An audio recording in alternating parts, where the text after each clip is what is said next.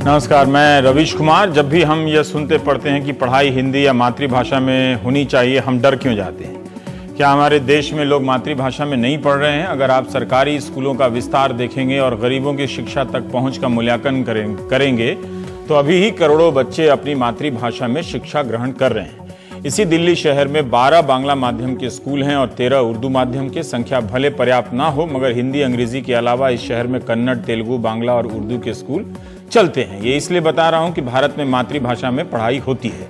इनकी स्थिति क्या है, ये एक अलग से चर्चा का विषय है। अब आपसे पूछा जाए कि आप अपने बच्चे को भारतीय भाषा माध्यमों में पढ़ाना चाहेंगे या अंग्रेजी माध्यम के स्कूल में, तो आपका जवाब क्या होगा? बगैर किसी व्हाट्सएप के प्रभाव में आए इस सवाल का जवाब दीजिएगा। क्या आप अपने बच्चे को अंग्रेजी माध्यम के स्कूल से उसका नाम कटाकर हिंदी माध्यम के स्कूल या बांग्ला माध्यम में भेजने के लिए तैयार होंगे?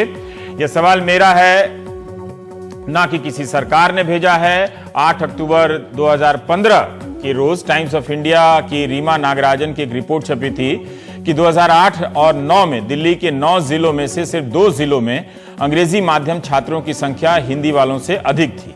5 साल के भीतर पूरी दिल्ली में स्थिति पलट जाती है और 2013-14 में 6 जिलों में अंग्रेजी माध्यम के छात्रों की संख्या हिंदी माध्यम के छात्रों से अधिक हो जाती है और 5 साल के भीतर हिंदी मीडियम के छात्रों की संख्या में 1,40,000 की कमी आ जाती है। मतलब इंग्लिश मीडियम स्कूलों की तरफ लोगों का रुझान बढ़ जाता है। क्या लोगों ने अपने बच्चों को इंग्लिश मीडियम में इसलिए डाला क्योंकि हिंदी मीडियम स्कूल खराब थे, या इसलिए कि अंग्रेजी की जरूरत हिंदी या मातृभाषा से ज्यादा है?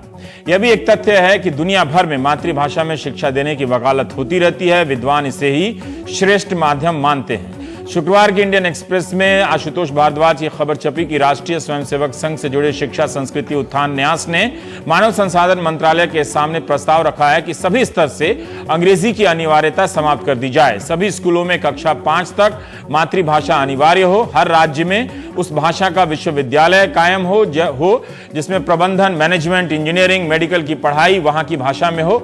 IIT, IIM जैसे संस्थानों में, अंग्रेजी माध्यम के संस्थानों में भी भारतीय भाषाओं में अध्ययन करने की अविलंब सुविधा दी जाए। विद्यालयों में किसी भी स्तर पर विदेशी भाषाओं का अनिवार्य विकल्प ना हो।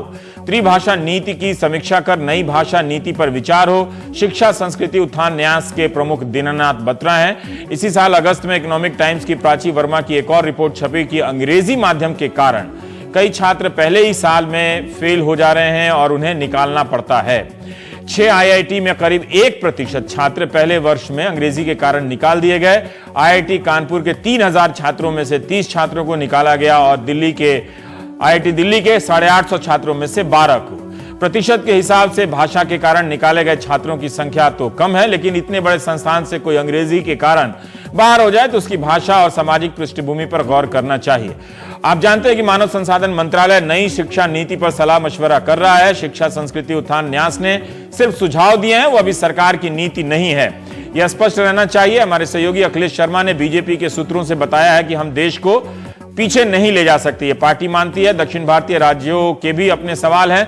भारत वैश्विक स्तर पर मुकाबला कर रहा है, ऐसे में अंग्रेजी के बिना काम नहीं चलता है। इंटरनेट की वजह से ग्लोबल विलेज बन गया है। अंग्रेजी वैश्विक भाषा है। 2014 में मोदी सरकार आने के साथ हिंदी और संस्कृत को लेकर एक खास किस्म की सक्रियता दिखी, लेकिन अभी तक सरकार ने व्यापक स्तर पर ऐसा कुछ ठोस नहीं किया है जिससे लगे कि वो अंग्रेजी समाप्त कर हिंदी या मातृभाषा या भारतीय भाषाओं को प्रोत्साहित कर रही है। भाषा के सवाल पर तो बीजेपी कैमरे पर बात कर सकती थी, मगर यह भी जरूरी नहीं कि सूत्र हर बात जानकारी कैमरे पर ही आकर दें।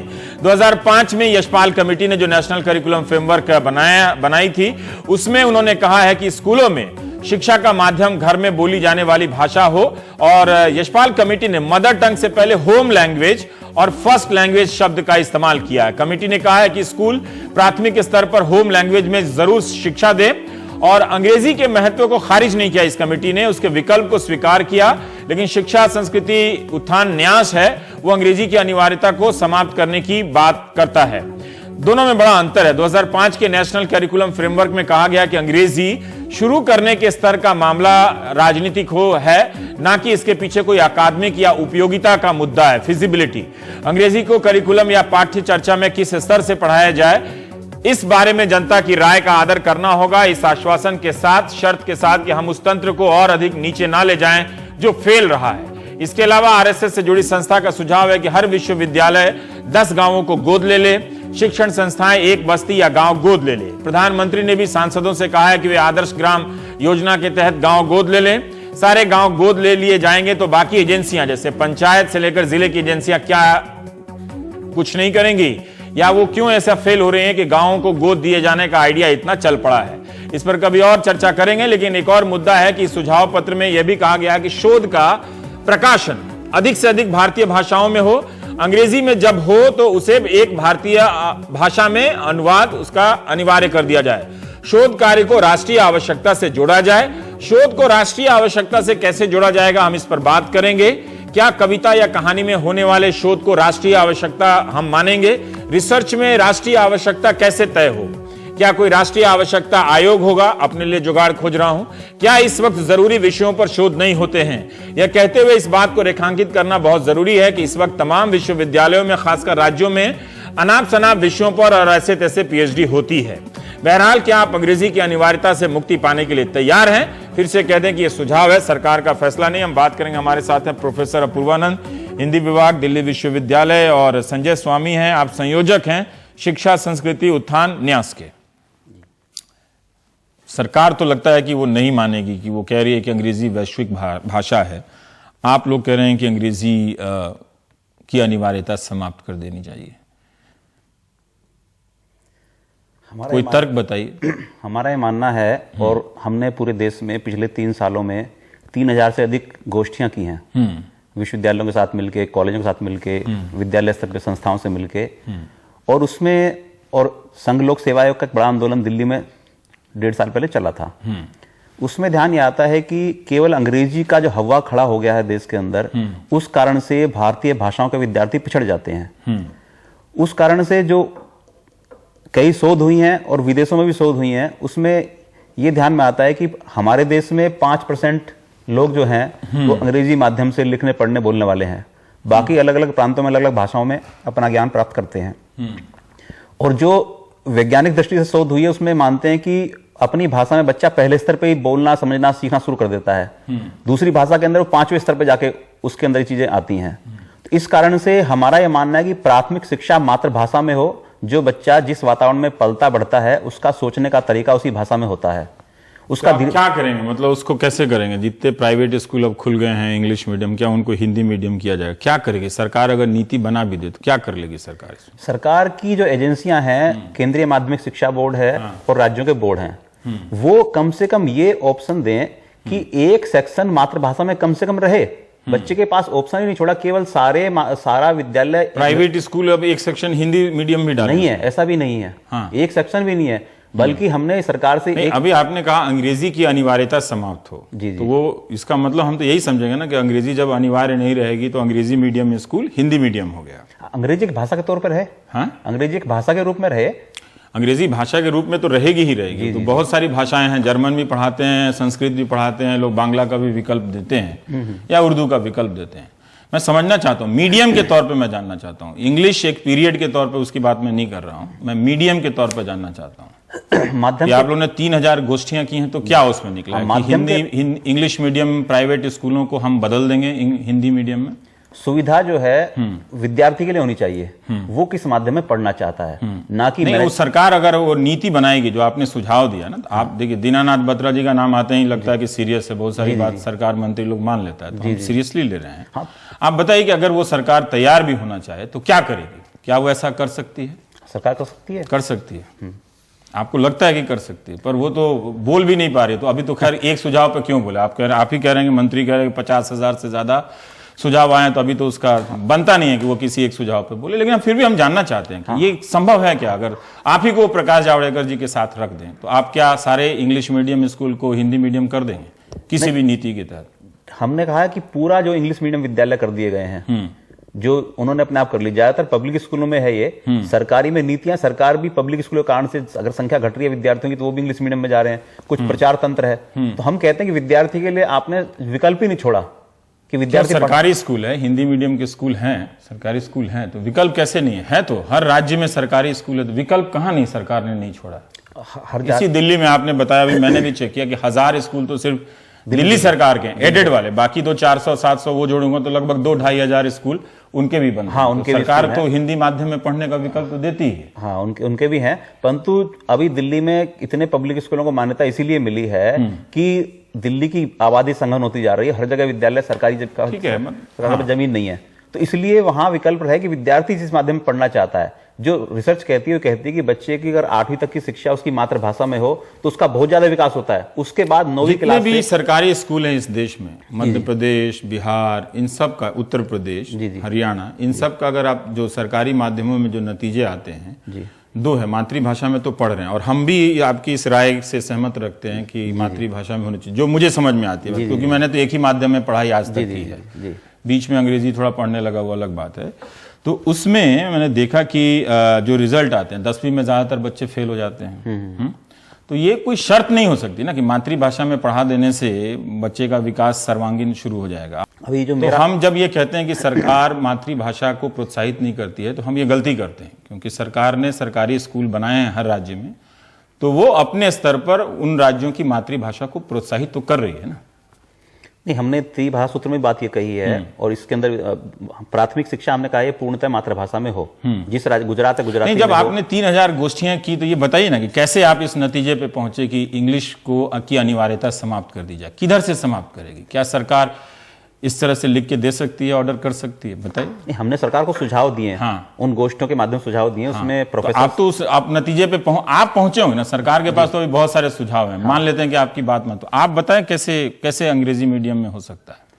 ये वाला प्रश्न नहीं आया था 3000 गोष्ठियों में? ये प्रश्न आया, अब ये बात भी हुई है, और इसमें जो वहां अलग अलग संस्थाओं के प्रोफेसर होते थे, रिसर्च जिन्होंने किए वो होते थे, वो कहते थे कि भाई मातृभाषा में शिक्षा देने से बच्चे का विकास ज्यादा होता है, उसकी सोचने समझने की क्षमता ज्यादा बढ़ती है, इस कारण से उस पर थोपी ना जाए भाषा। ठीक बात है। मैं वही कह रहा हूं कि आपने जब कह दिया कि अनिवार्यता समाप्त कर दी जाए अंग्रेजी की, तो वो कैसे समाप्त होगी, मैं ये जानना चाहता हूं। नीति बना देने से क्या कोई भी सरकार जो भारतवर्ष में है ये साहस कर सकती है? सरकार अगर ये साहस कर सकती है तो बहुत सारे मंत्री, राजनेताओं के, तमाम पार्टियों में उनके अपने स्कूल चलते हैं, वो वहां हिंदी मीडियम कर देना जरा सा,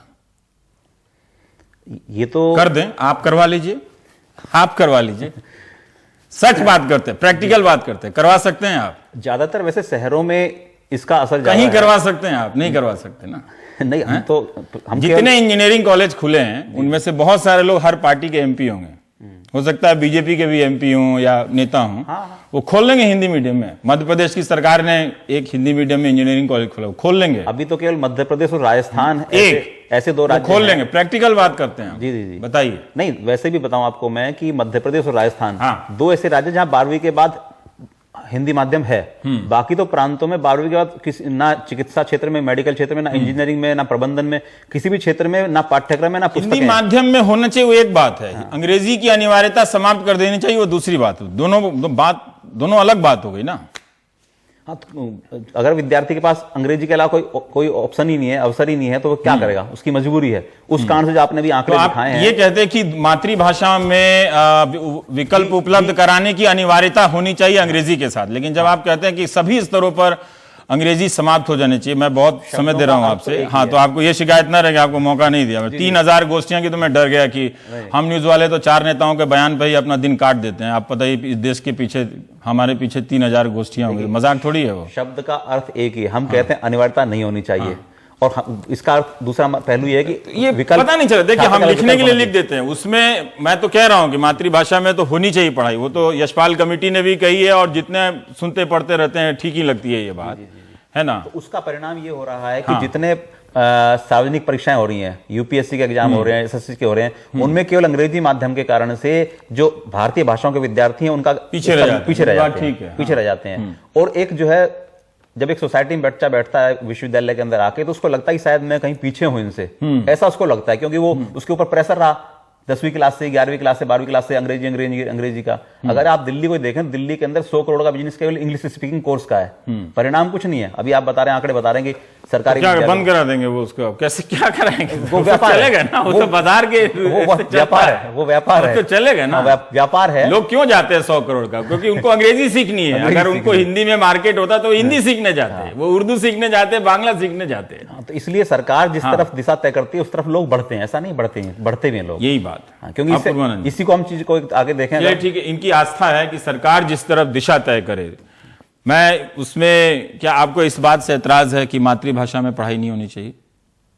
नहीं, पढ़ाई होनी चाहिए, इस पर इससे कोई ऐतराज नहीं है। हाँ। आपने 2005 की पाठ्यचर्या का उल्लेख किया, जिसको बनाने में हम सारे लोग शामिल थे, और उस समय भी हमारी समझ ये थी कि मातृभाषा के साथ हमने घर, आस पड़ोस, सड़क की भाषा का इस्तेमाल किया था। आपने खुद कहा फर्स्ट लैंग्वेज, मदर टंग की जगह होम लैंग्वेज भी है की भाषा। हाँ, क्योंकि अब इसको लेकर भी काफी सैद्धांतिक बहस है कि आप मदर टंग किसे कहते हैं। हाँ, ये भी मैंने कहीं पढ़ा कि माँ बोलती है वही मदर टंग नहीं होता है। मतलब उसको लेकर बहुत बहस है, उसका अवकाश नहीं है कि हम उस पर जाएं। ठीक है। लेकिन जैसा उस पाठ्यचर्या में कहा गया कि अब यह भाषा शास्त्रीय प्रश्न से कहीं ज्यादा राजनीतिक प्रश्न है और लोगों के चुनाव का प्रश्न है।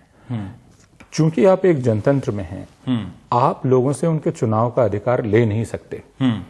मैं सिर्फ लोगों को यह बतला सकता हूं कि दुनिया में जो शोध हैं, वो शोध ये बतलाते हैं कि आरंभिक स्तर की शिक्षा यदि आप घर की भाषा, आस पड़ोस की भाषा में देते हैं, उससे बच्चे की भाषाई क्षमता में लचीलापन आ जाता है, और इसलिए इस चीज को बढ़ावा दिया जाना चाहिए। लेकिन यह जानकारी देकर मैं उनके चुनाव की स्वतंत्रता को फिर सरकारी स्तर पर बाधित नहीं कर सकता। इसीलिए हमने वहां यह कहा था कि त्रिभाषा सूत्र, जो कि अपने आप में काफी जटिल है, जिसमें अंग्रेजी की पढ़ाई का मामला है और माध्यम की पढ़ाई का मामला है, उसमें आप कोई एक अनिवार्य फॉर्मूला पूरे देश के लिए लागू नहीं कर सकते। पर अगर मैं समझना चाहता हूं, आप लोग फ्रेमवर्क बनाने से जुड़े, सरकार अगर इनकी बात मान के एक राष्ट्रीय शिक्षा नीति का वो हिस्सा बना दे, तो क्या वो अनिवार्य रूप से लागू होगा? जरूरी है वह क्या? वो तो अभी हमें सरकार ने फैसला नहीं लिया, लेकिन ऐसा जो भी अभी जो मौजूदा नीति चल रही है, वो क्या वो अनिवार्य रूप से फोर्स करती है क्या? वो ऐसा कर नहीं सकती, संभव नहीं है। कोई भी उच्चतम न्यायालय जाएगा और इसको चुनौती देगा। और 2014 में सुप्रीम कोर्ट का फैसला है कि स्टेट जो है वो अभिभावकों को, माता पिता को बाध्य नहीं कर सकता है कि वो किस भाषा में पढ़े, मदर टंग में पढ़े या नहीं पढ़े। ये माँ बाप का अपना चुनाव होगा। बिल्कुल, कि वो अंग्रेजी छोड़ के फ्रेंच में पढ़े। इसलिए मैं कह रहा हूं कि यह दरअसल हमारे चुनाव की स्वतंत्रता का मामला है, और इसको आप छीन नहीं सकते। मैं ये कह सकता हूं कि आप बेवकूफी कर रहे हैं, लेकिन मैं बेवकूफी करने के लिए स्वतंत्र हूं। मैं अंग्रेजी की तरफ जा रहा हूं, मैं कह सकता हूं कि आप अपने बच्चे पर जबरदस्ती कर रहे हैं, आप ऐसा ना करें, है ना। आप उसे हिंदी या उड़िया या भोजपुरी या मगही या ब्रज या अवधि में पढ़ाएं, लेकिन यह उसका बिल्कुल चुनाव हो सकता है कि वो अंग्रेजी माध्यम के स्कूल में पढ़ाए, या आप उसको वंचित नहीं कर सकते किसी सरकारी आदेश से। एक जब हम सहमत हैं मातृभाषा में, अभी तो ठीक है बीजेपी की सरकार आई तो संघ के लोग प्रमुख हो गए, लेकिन पहले के भी डॉक्यूमेंट में मदर टंग को लेकर लोग वकालत करने वाले लोग रहे हैं, जिनका काम एजुकेशन से संबंधित रहा है। तो इस बात को बढ़ाने में क्या हर्ज है? वैसे तो कोई हर्ज नहीं है। जब शिक्षा के बुनियादी अधिकार का दस्तावेज बन रहा था और उसमें शिक्षा के माध्यम वाला अनुच्छेद लिखा जा रहा था, उसको लेकर काफी बहस हुई, और हम लोगों ने कहा कि उसमें आप यह कम से कम लिखें कि घर की भाषा, आस पड़ोस की भाषा में आरंभिक शिक्षा दी जानी चाहिए। लेकिन इस बात पर सहमति नौकरशाहों में और मंत्रियों में बन नहीं पाई, और पूरे देश के। तो अगर सरकार ये तय करे कि ठीक है मेडिकल वगैरह वगैरह को छोड़ दिया जाए, जिस तरह से वो पार्टी ने पीछे से कहा है सूत्रों के हवाले से कि एक वैश्विक भाषा है, हम अगर अंग्रेजी को छोड़ देंगे तो पीछे चले जाएंगे, ठीक है, तो ये पता चलता है कि हो सकता है कि बोलने वाले का कन्विक्शन हिंदी के प्रति हो या मातृभाषा के प्रति हो, लेकिन मिडिल क्लास को सोच के कि अंग्रेजी के खिलाफ ना हो जाए, तो ये भी एक चिंता की बात हो सकती है। लेकिन फिर भी मैं जानना चाहता हूं कि क्यों नहीं हम साहस कर सकते हैं, अगर ये मंत्री अगर ये फैसला कर लें कि हम 5वीं तक मदर टंग को अनिवार्य कर देते हैं, तो क्या प्रॉब्लम है इसमें? नहीं, समस्या कुछ नहीं है। मैंने फिर कहा कि यह सबसे अच्छा शैक्षिक सिद्धांत है कि आप अपने घर और आस पड़ोस की जुबान में आरंभिक शिक्षा दें, कम से कम 5वीं तक की शिक्षा आप उस जुबान के माध्यम से दें।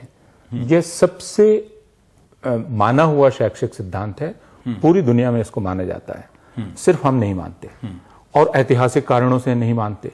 और अब चूंकि हम नहीं मानते और यहाँ के अभिजन ने इसको मानना बंद कर दिया, इसलिए देश की दूसरी जनता जो अभिजन नहीं है और शिक्षा के माध्यम से जो अभिजन में शामिल होना चाहती है, वो भी इसे नहीं मानेगी।